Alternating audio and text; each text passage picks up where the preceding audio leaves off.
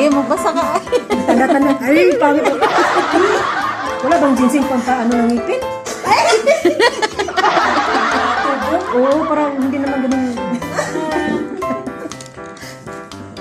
Magbasa ka na ah. Kumuha ng mga tagubili mo, pagbili niya. Para sa paggamit, pagkatapos linisin ang balat, kumuha ng mahangas.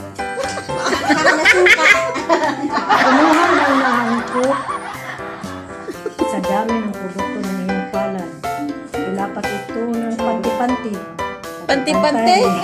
Sa mukha at imasad sa pisngi. Ganun daw hanggang sa masipsip. Sip-sip din pala to. Ang balat.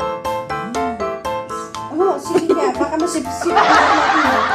Tandaan, produkto ay para sa panlabas lamang. Ay, di parang problema mo.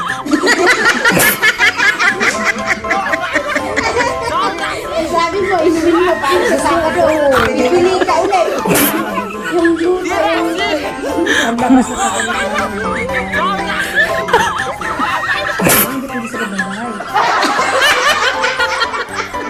Pag naglagay ako nito, doon ako sa labas.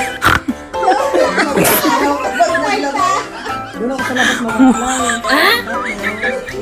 Magtago daw. Hindi maabot ng layo ko nandun sa lupas. Kailangan sa malayo ako, hindi maabot ng lupas. Kaya nga sa labas. Upang maiwasan ng hindi sinasadya. Paglinot. Kung ito ay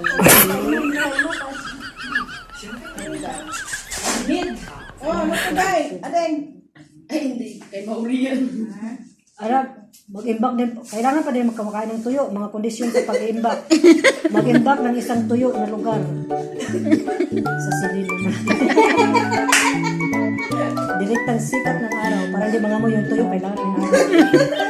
Sa mataas na temperatura. Translation niyo. Maganda yung translator ko. Napakaganda. Oo. Nag-imbak sa ng tuyo sa ibabaw. Alam ba naman